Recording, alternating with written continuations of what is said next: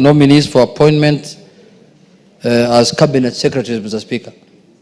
Honorable Speaker, as the majority leader has alluded to, I sit the committee that is chaired by yourself of appointment and approval, Mr. Speaker.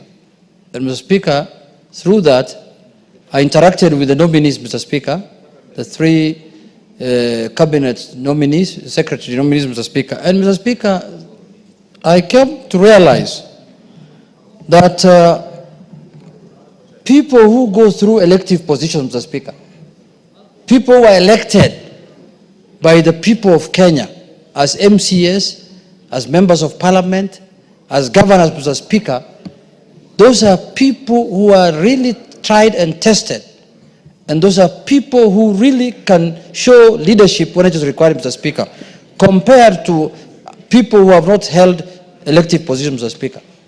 And I'm not trying to say that because I've been elected several times. Mr. Speaker, these three nominees have shown immense knowledge.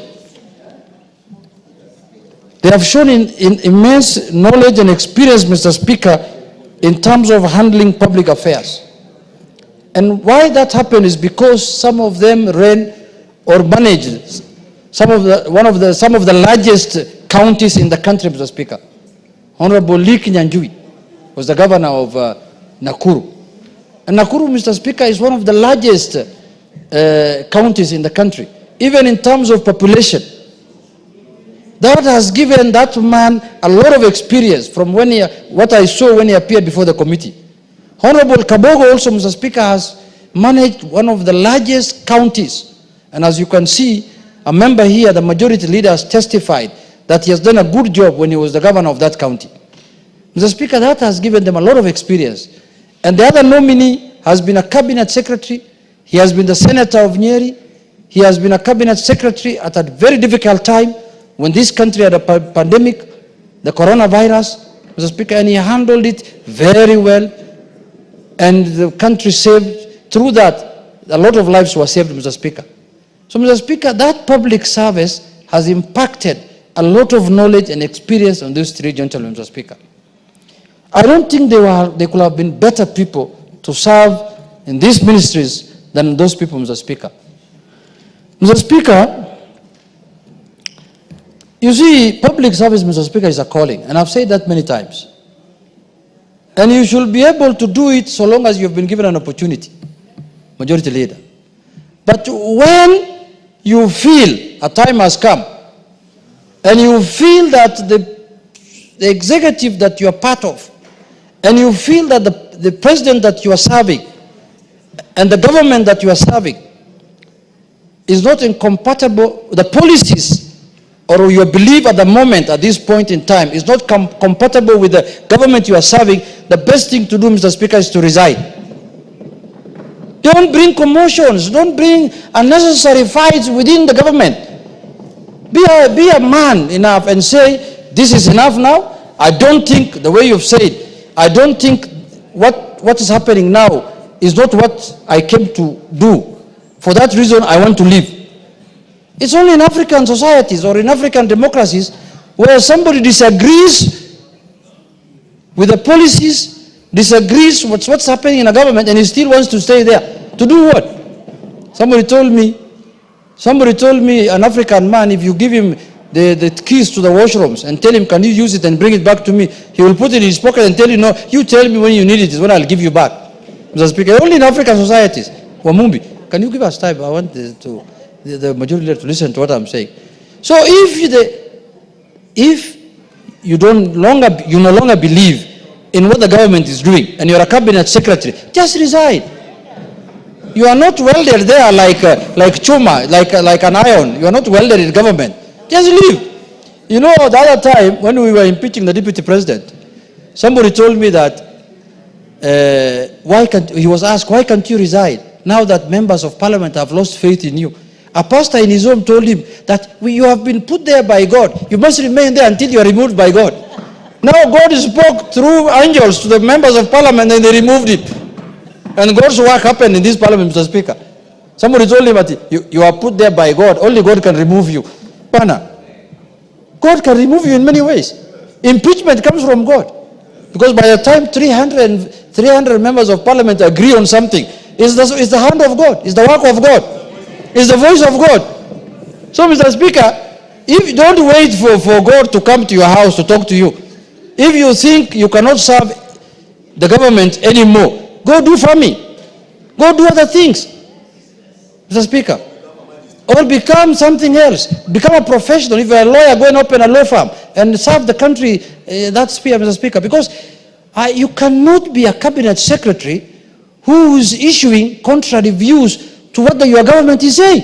It's immoral, actually.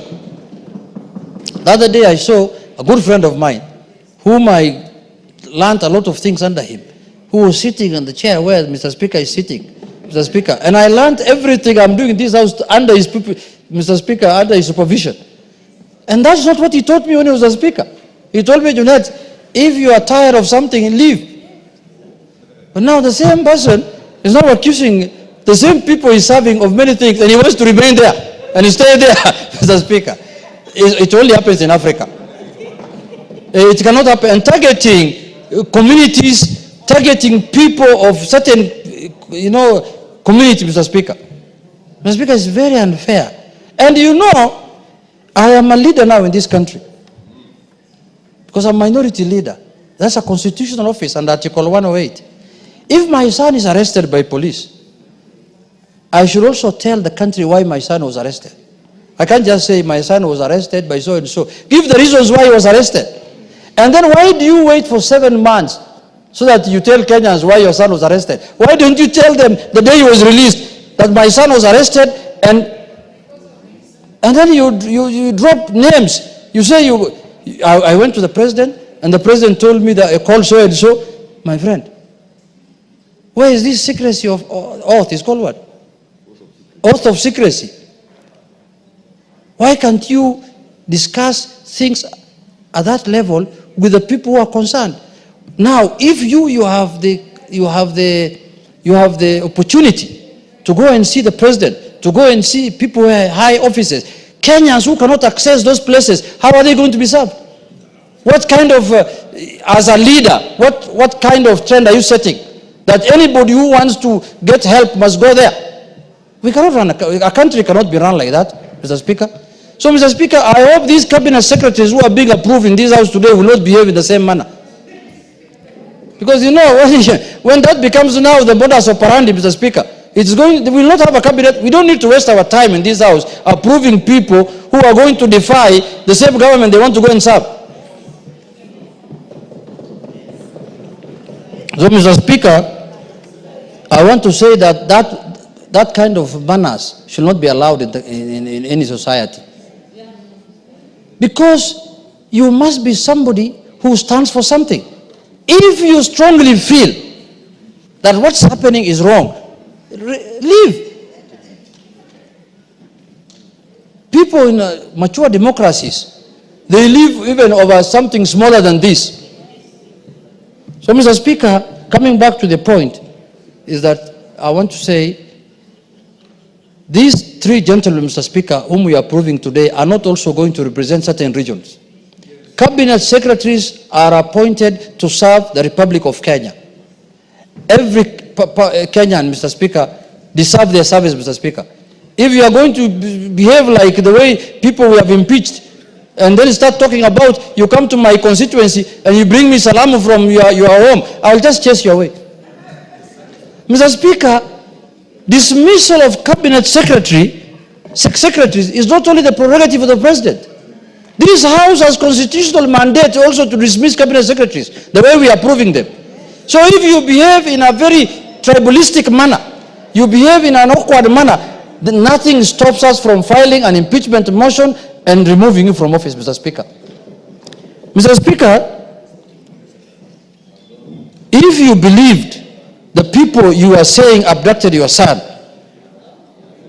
and the Kenyans, and you took 7 months, Mr. Speaker, to tell Kenyans what happened, who will believe you now?